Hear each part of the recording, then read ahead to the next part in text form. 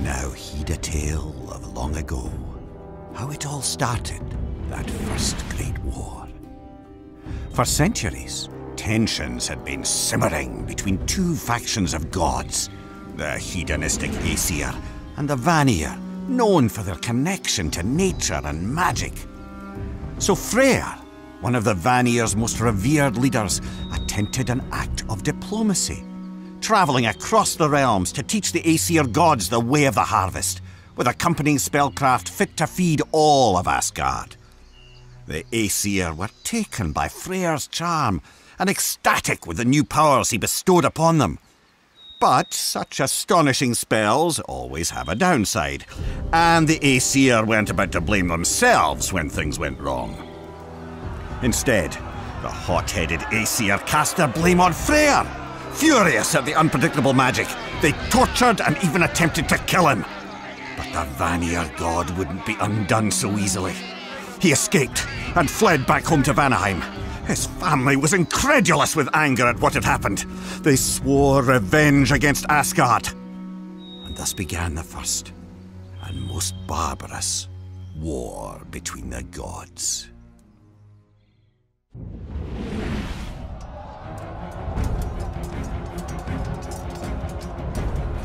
Skirmishes between the Aesir and Vanir continued for centuries.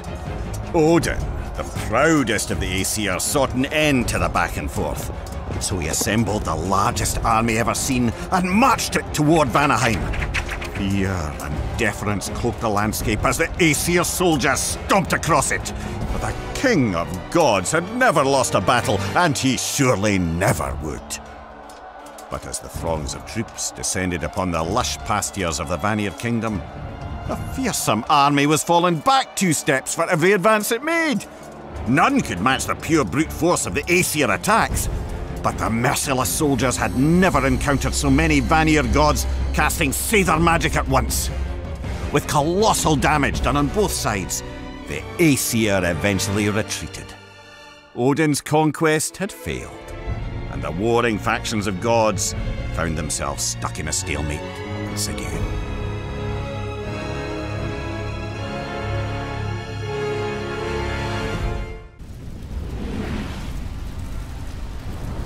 With Asgard and Vanaheim both ravaged, the two sides could only now consider what was once unthinkable: compromise. So Mimir, a particularly brilliant negotiator, was selected as the sole arbiter between the two sides, and he brokered an interesting solution. Freya, Freyr's sister and the other leader of the Vanir, would marry Odin, king of the Aesir. Struck by Freya's beauty, Odin readily agreed. But Freya spat at the thought. Odin had tried to destroy her home, her family, and everything she loved, and, oh yes, attempted to murder her beloved brother. Still, she couldn't let the chance for peace among the realms pass by. Though she barely managed a smile through the entire ceremony, the Aesir-Vanir wedding was cause for enormous celebration.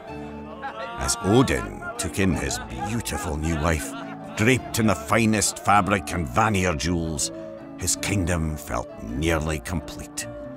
As for Freya, well, with the promise of peace resting behind his curled smile, Odin didn't seem too terrible. The raucous party continued well into the night, with the sounds of celebration carrying throughout the kingdom. Yet the peace this union provided carried much further, rippling from Asgard to Jotunheim, Muspelheim, and every place in between.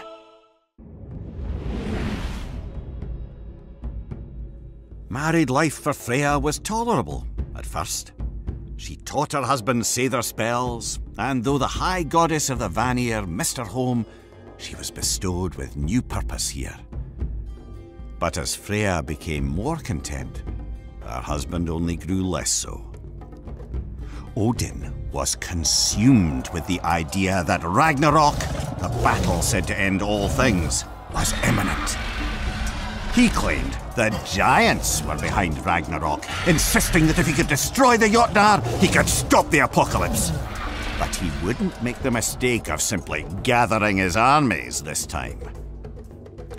Instead, Odin employed the greatest smiths in all the realms, the dwarven brothers Brock and Sindri, to create a weapon of unimaginable destruction. Once it was finished, Odin bestowed the mighty hammer Mjolnir to his son, Thor, and sent him out to slay every giant he could find. Thor accepted the task with glee. But Freya could no longer hold her tongue in the face of this genocide.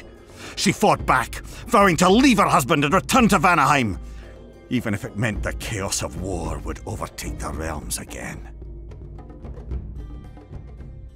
Freya had nearly escaped out of Asgard's high gates when Odin saw her. She attempted to plead with him to just let her leave and to leave her people alone. But any sympathy Odin might have once had was, like his sanity, lost long ago. Instead, the king of the Aesir blindsided her with a Seidr incantation. When Freya had taught him magic, it always seemed he was only humouring her. But he must have studied further, for Odin came up with a particularly creative and cruel spell. It not only banished her from Asgard, but also forbade her from raising her hand in combat, even in self-defense.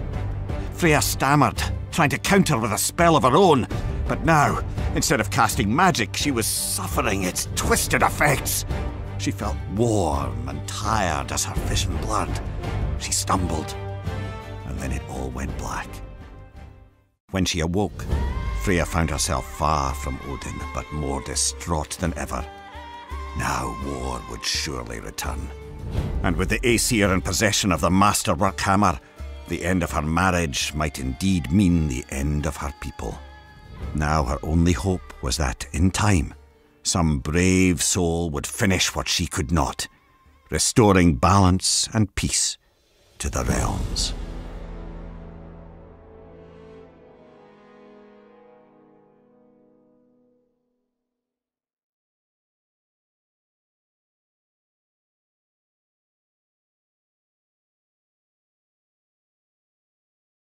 Pre-order and get 3 shield skins for in-game.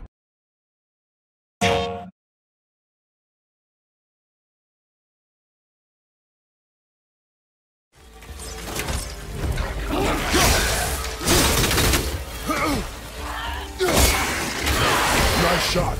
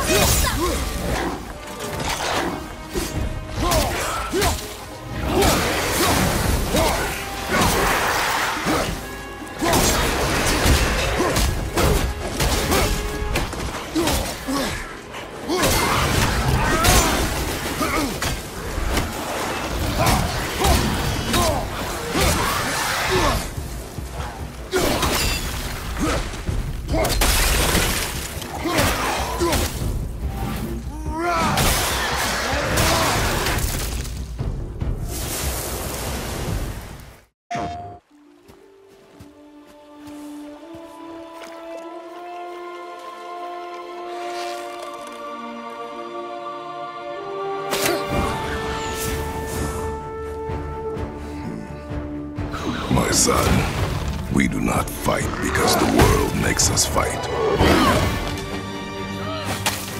We fight for a greater purpose. We forge into the unknown to fulfill the promise we made.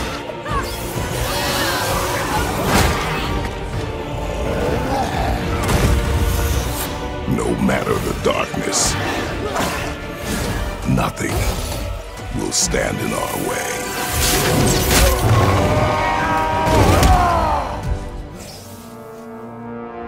Again. PlayStation